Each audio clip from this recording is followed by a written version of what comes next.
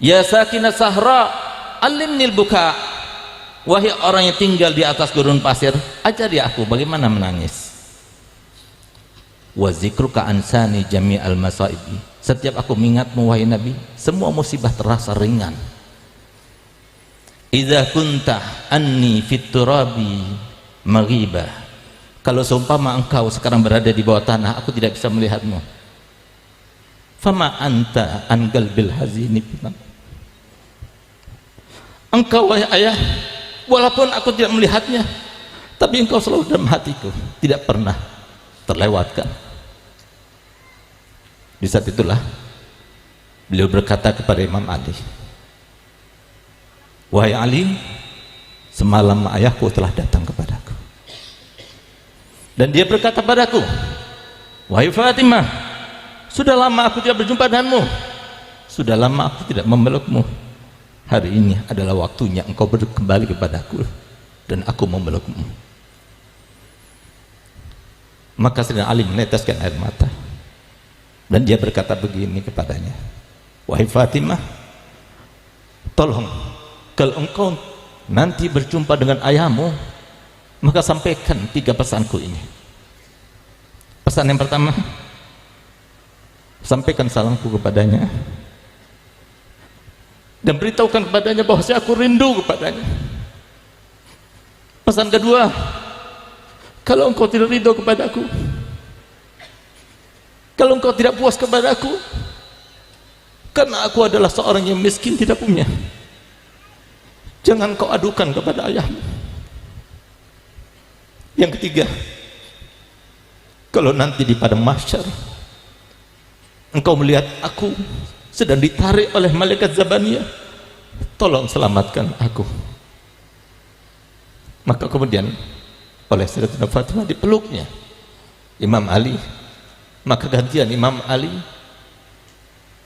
diperdengarkan suaranya dengan Fatimah berkata, kalau begitu ya Ali, aku juga berpesan padamu 3 hal. Kalau nanti aku meninggal dunia, engkau yang memandikan aku sendiri, engkau yang mengkafani aku sendiri, dan engkau yang menguburkan aku sendiri. Nanti kalau aku meninggal dunia, ingatlah setiap orang yang dalam keadaan asing, tidak ada keluarga, ingatlah para yatim piatu, ingatlah mereka yang masih muda-muda itu yang perlu kasih sayang, ingatlah mereka sebagaimana engkau akan mengingatku nanti setelah aku meninggal. Yang ketiga, ketika engkau menguburkan aku, ambillah tasku itu, di dalam tas itu ada sebuah secari kertas, letakkan dalam kafanku, makamkan aku bersamanya. Sehingga Imam Ali berkata, apa yang tertulis dalam kertas itu wahai Fatimah? Rahasia, demi Allah aku mohon kepadamu, beritahukan kepadaku apa yang tertulis dalam kertas itu wahai Fatimah.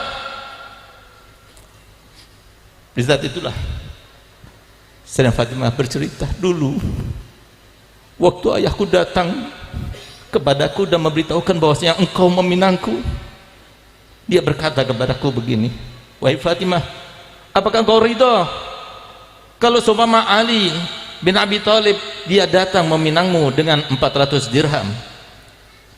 Aku katakan kepada ayahku, raditu aliyan walam ardo bil mahar, aku ridho dengan Ali, tak bekerja ridho dengan mahar. Sekelas aku cuma maharnya 400 dirham, aku tidak ridho ya Rasulullah. Saat itulah kemudian Jibril datang kepada Nabi Muhammad, katakan wahai Muhammad kepada Fatimah bahwasanya Allah telah berkata, surga terbaik dan semua isinya untuk Fatimah Zahra sebagai mahar Ali bin Abi Thalib untuk Sayyidah Fatimah. Apa kata Sayyidah Fatimah? Saya sampaikan Nabi Muhammad, la ardo, aku tidak ridho. Lalu kemudian Sayyidah Jibril berkata kepada Nabi Muhammad, tanyakan kepadanya apa yang dia minta.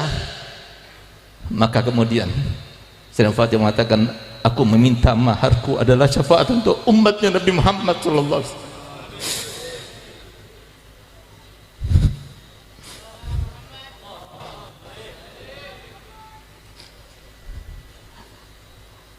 Dan Nabi SAW berkata, kenapa kau minta itu wahai Fatimah? Ya Rasulullah, aku minta syafaat daripada umatmu, karena itulah yang kau pikirkan setiap hari, setiap saat, setiap waktu. Sehingga kalau aku meminta supaya aku diberikan syafaat untuk umatmu, berarti aku telah menyenangkanmu dan aku sebagai anak telah berbakti kepadamu.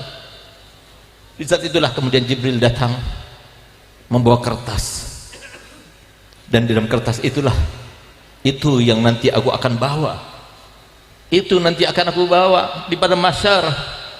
Aku akan berkata kepada Allah Ta'ala, ini maharku ya Allah, berikan syafaat untuk seluruh umatnya Nabi Muhammad.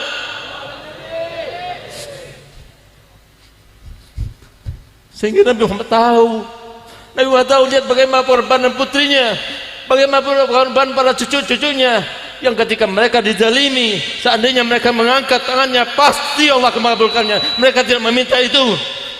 Sayyidina Husain radhiyallahu anhu warḍah, di saat beliau tinggal seorang, hanya bersama Sayyidina Ali Zainal Abidin, ketika melawan 3.000 orang lebih, beliau tidak gentar, tetap beliau bawa pisaunya, beliau bawa pedangnya di depan mereka. Tapi di saat beliau memandang mereka semuanya, beliau meneteskan air mata. Di mana air mata itu? Ketika menetes tampak kepada Sayyidatuna Zainab, saudaranya. Keluar Sayyidatuna Zainab, berlari dari kemahnya, mendekat pada Husain. Ya Husain, di depan mereka kau menangis. Engkau adalah anaknya Ali, engkau adalah anaknya Fatimah, engkau menangis di depan mereka. Engkau takut pada pedang mereka, engkau takut pada kematian. Maka Sayyidina Husain berkata, wahai adikku, demi Allah, aku tidak pernah takut kepada kematian, aku tidak pernah takut pada pedang-pedang mereka, tapi aku menangis karena aku melihat di wajah-wajah mereka, aku menampak kepadaku ya Allah, dari wajah-wajah mereka api neraka yang siap melahap mereka, karena mereka telah memerangi salah satu cucu daripada Nabi Muhammad SAW. Karenanya aku menangis. Kalau seumpama kematian tidak ada di dalam ketakutanku, demi Allah wahai Zainab, aku siap menghadap kepada kakekku, karena semalam aku bermimpi datukku Nabi Muhammad, dan dia berkata kepadaku, Husain, hari inilah waktunya engkau berbuka bersamaku di surga. Nabi Muhammad tahu kenapa cucunya itu begitu diingat-ingat. Uzakirukumullah fi ahli baiti, aku ingatkan kalian semua termasuk terkait dengan anak cucuku. Kenapa? Karena Nabi Muhammad tahu ketika datang iblis kepada Nabi Muhammad, lalu iblis itu berkata, aku datang kepadamu wahai Muhammad dan dalam keadaan terpaksa. Nabi Muhammad tidak langsung meresponnya, tapi Nabi Muhammad bertanya kepada Jibril, kenapa iblis itu datang kepadaku? Dan dia berkata seperti itu, ya Rasulullah, tidak ada seorang nabi pun dan rasul pun yang didatangi oleh iblis kecuali dengan maksud dan tujuan untuk menjerumuskannya ke dalam dosa demi dosa, kecuali engkau.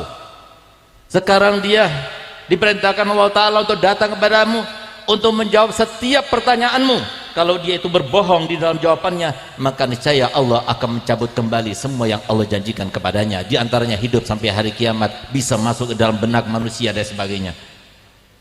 Lalu Nabi Muhammad bertanya, pertanyaan pertama yang ditanyakan kepadanya, apa kata beliau? Wahai iblis, siapakah manusia yang paling kau benci? Siapakah manusia yang paling kau benci? Dijawab oleh iblis, yang paling aku benci adalah engkau dan anak keturunanmu. Yang paling aku benci adalah engkau dan setiap yang mewarisimu. Yang aku benci adalah engkau dan setiap ulama yang meneruskan perjuanganmu. Sehingga Nabi Muhammad tahu, kalau ada seorang yang ada orang yang benci kepada keluarga Nabi Muhammad, Nabi Muhammad telah mengatakan, man ahabbakum fahuwa mu'min wa man abghadakum fahuwa munafiq. Tidak ada seorang pun yang mencintai mereka, mencintai kalian, kata Muhammad, kecuali dia ada seorang mukmin. Ya Allah, aj'alna minal mu'minin ya Rabb. Dan tidak ada seorang pun yang benci kepada kalian kecuali dia adalah seorang munafik. Kenapa Nabi SAW mengatakan demikian? Karena yang benci kepada keluarga Nabi berarti seperti iblis.